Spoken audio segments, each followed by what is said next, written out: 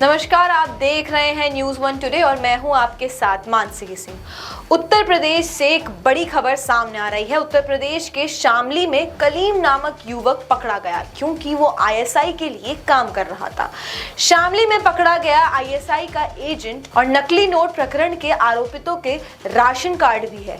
भारत की सरकारी योजनाओं का लाभ लेने के बावजूद भी वे पाकिस्तान का गुणगान करते हुए आईएसआई के लिए कार्य करते हैं। 3 अगस्त को STAF मेरठ ने शहर के मोहल्ला बर्फ खाने वाली गली में छापेमारी करते हुए इमरान पुत्र महबूब को 6 लाख रुपए के नकली नोट के साथ गिरफ्तार किया था। इस प्रकरण में इमरान के 2 सगे भाई समेत 5 लोगों के खिलाफ STAF निरीक्षक प्रशांत कपिल ने मुकदमा दर्ज कराया था।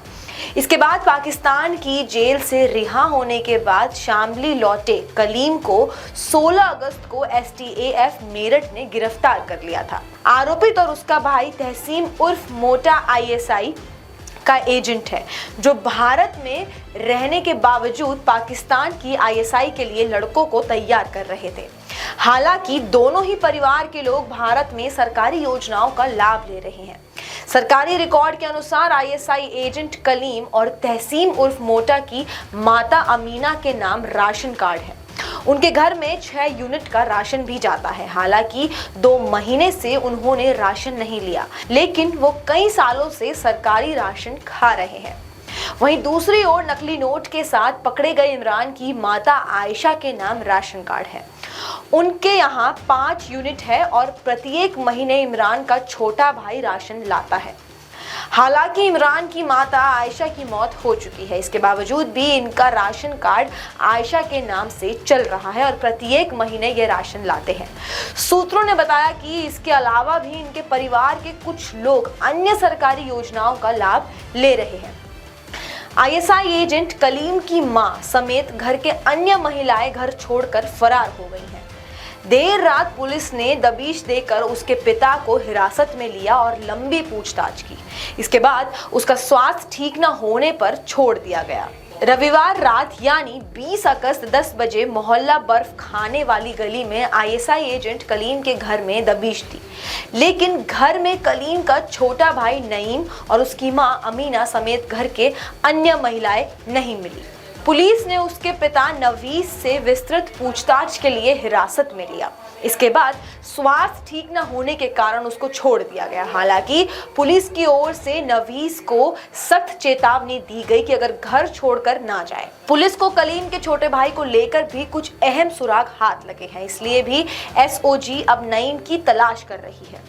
महिला थाना प्रभारी सीमा शर्मा ने SOG टीम के साथ दिन में भी कलीम के घर में दबिश दी। इस दौरान कलीम की मां अमीना घर में ही थी, लेकिन शाम होते ही सभी लोग घर छोड़कर फरार हो गए।